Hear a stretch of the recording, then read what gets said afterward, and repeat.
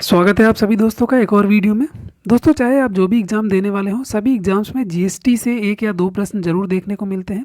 आज के वीडियो में हम उसका समाधान लेकर आए हैं। जीएसटी से जुड़े हुए जितने भी प्रश्न बनते हैं या फिर एग्ज़ाम्स में पूछे जाते हैं, वो सभी प्रश्न आज के वीडियो में हम लोग कवर करने वाले हैं। तो आइए वीडियो शुरू करते हैं। लेकिन अगर आप पहली बार जुड़े हैं तो चैनल को सब्सक्राइब जरूर करिए, जिससे हमारे वीडियो के सारे नोटिफिकेशन आप तक सबसे पहले पहुँचे। चलिए देखते हैं जीएसटी से जुड़ा हुआ आज का पहला प्रश्न। विश्व में जीएसटी सर्वप्रथम किस देश ने लागू की थी? तो वो लागू की थी फ्रांस ने। और वो कब की थी? 1954 ईस्वी में। ध्यान रखिएगा, 1954 ईस्वी में सबसे पहला जीएसटी लागू किया गया था फ्रांस में। अगला क्वेश्चन नंबर 2 है, भारत में जीएसटी कब लागू की गई थी? तो वो लागू की गई थी 1 जुलाई 2017 को। क्वेश्चन नंबर 3 है, भारत में जीएसटी दिवस कब मनाया जाता है? तो जिस दिन लागू की गई थी उसी दिन को हम जीएसटी दिवस मनाते हैं। वो दिन था 1 जुलाई 2017। तो हर साल 1 जुलाई को हम जीएसटी दिवस मनाते हैं। क्वेश्चन नंबर 4 है, भारत में जीएसटी मॉडल किस देश पर आधारित है? तो ये कनाडा देश पर आधारित है। ठीक है, उससे इंस्पायर्ड है। हमारा जो जीएसटी मॉडल है वो कनाडा से इंस्पायर्ड है, उस पर आधारित है। अगला क्वेश्चन नंबर 5 है, जीएसटी को हिंदी में क्या कहते हैं? तो जीएसटी को हिंदी में वस्तु एवं सेवा कर कहते हैं, जिसको इंग्लिश फुल फॉर्म बोलते हैं गुड्स एंड सर्विसेज टैक्सेस। अगला क्वेश्चन नंबर 6 है, भारत में जीएसटी कौन सा संविधान संशोधन के द्वारा लगाया गया था? तो वो लगाया गया था 122वां संविधान संशोधन, और बिल 2016 में ये पारित हुआ था। क्वेश्चन नंबर 7 है, जीएसटी विधायक के पक्ष में कुल कितने वोट पड़े थे? तो वो पड़े थे कुल 336 वोट। ठीक है, जीएसटी के विधायक पक्ष में कुल 336 वोट पड़े थे। वहीं पे दूसरा क्वेश्चन बनता है, क्वेश्चन नंबर 8 दिया है, जीएसटी विधायक के विपक्ष में कुल कितने वोट पड़े थे?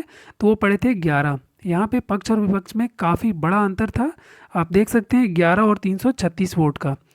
क्वेश्चन नंबर 9 है, लोकसभा द्वारा जीएसटी बिल कब पास किया गया था? तो लोकसभा के द्वारा 3 अगस्त 2016 को ही पास कर दिया गया था। अगला क्वेश्चन नंबर 10 है, जीएसटी बिल राज्यसभा में कब पास किया गया था? तो ये पास किया गया था 8 अगस्त 2016 को। ठीक है, लोकसभा का देखा हमने, राज्यसभा का भी देख लिया। ये ध्यान रखिएगा, लोकसभा का राज्यसभा का अलग अलग समय पे पूछा जा सकता है, अलग अलग क्वेश्चंस में। और ये वीडियो बहुत लंबा नहीं होने वाला है, तो वीडियो को आराम से आप पूरा अच्छे से देखिए। आपके जितने भी क्वेश्चन है, लगभग 30-35 से ज़्यादा क्वेश्चन नहीं बनते जीएसटी पर, उसी में से घुमा फिरा के पूछे जाते हैं। अगला क्वेश्चन नंबर 11 है, जीएसटी बिल पर राष्ट्रपति ने अपनी मंजूरी कब दी थी? तो वो दी थी 8 सितंबर 2016 को। ठीक है, राष्ट्रपति ने मंजूरी दी थी 8 सितंबर 2016 को। क्वेश्चन नंबर 12 है, भारत में जीएसटी लागू करने का सुझाव किस समिति ने दिया था? तो ये दिया था विजय केलकर समिति ने। क्वेश्चन नंबर 13 है, सर्वप्रथम जीएसटी बिल का प्रारूप तैयार करने वाली समिति के अध्यक्ष कौन थे? तो उस समय पे समिति के अध्यक्ष थे असीम दास गुप्ता, जिनने प्रारूप तैयार किया था सबसे पहले। अगला क्वेश्चन नंबर 14 है, जीएसटी के ब्रांड एम्बेसडर कौन है? तो देखिए, जीएसटी के ब्रांड एम्बेसडर अमिताभ बच्चन है, और शुरू से यही है। जब से जीएसटी की शुरुआत हुई तो इनको ब्रांड एम्बेसडर बनाया गया और अभी तक यही है। अगला क्वेश्चन नंबर 15 है, जीएसटी बिल को सर्वप्रथम पारित करने वाला राज्य कौन सा था? तो वो था असम राज्य, जिसने 12 अगस्त 2016 से ही अपने राज्य में जीएसटी को लागू कर दिया था। जबकि पूरे देश में कब लागू हुआ था? 1 जुलाई 2017 से। अगला क्वेश्चन नंबर 16 है, जीएसटी के अंतर्गत कितने अप्रत्यक्ष और कितने अधिभार शामिल किए गए हैं?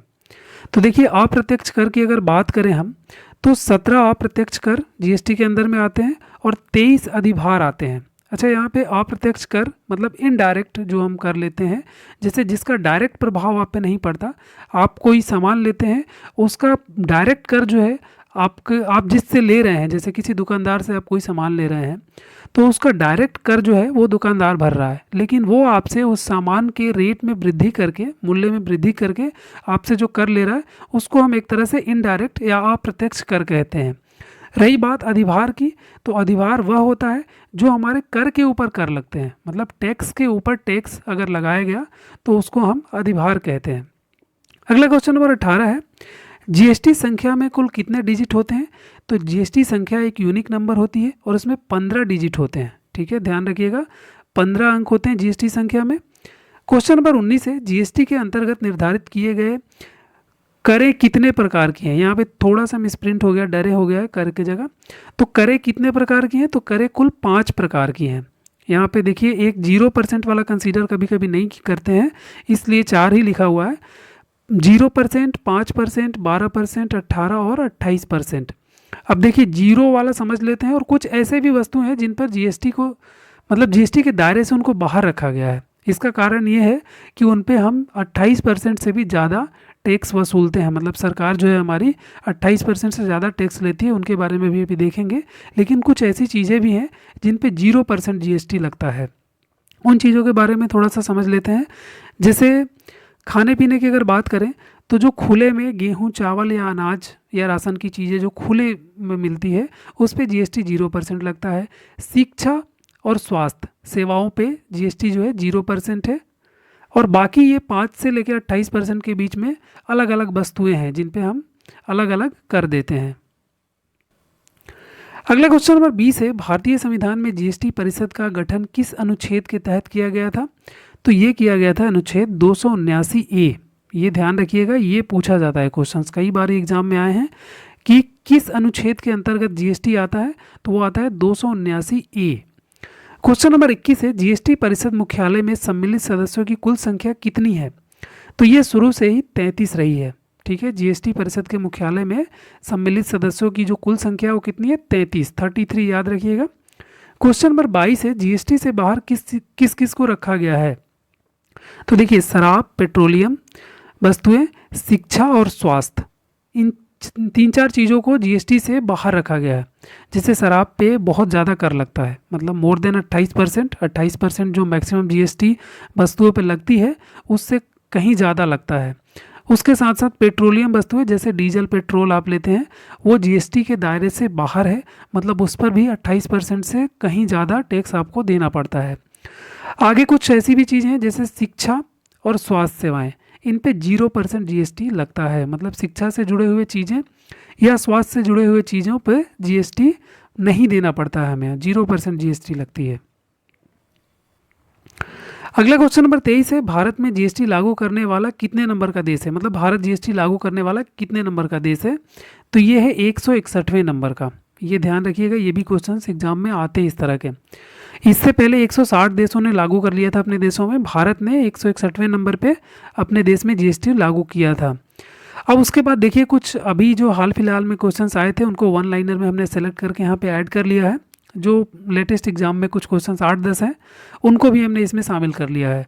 अगला देखिए, भारत में जीएसटी विजय केलकर समिति के सिफारिश के आधार पर लागू किया गया था। ठीक है, ये ध्यान दीजिएगा, विजय केलकर जो नाम है इसको याद रखिएगा। इनकी समिति ने सिफारिश करके जीएसटी पे काम किया था और उसको लागू करवाया था। क्वेश्चन नंबर 25 है, जीएसटी को लागू करने वाला सबसे पहला राज्य असम था, जैसा कि पहले भी हमने डिस्कस कर लिया है। अगला क्वेश्चन नंबर 26 है, जीएसटी का ब्रांड एम्बेसडर अमिताभ बच्चन को बनाया गया है। ठीक है, ये भी हमने देख लिया था पहले। क्वेश्चन नंबर 27 है, जीएसटी काउंसिल का गठन भारत के राष्ट्रपति ने सितंबर 2016 में कर दिया था। ठीक है, जीएसटी काउंसिल का गठन जो है सितंबर 2016 में हो गया था। अगला क्वेश्चन नंबर 28 है, इस समय जीएसटी काउंसिल के अध्यक्ष श्रीमती निर्मला सीतारमण है।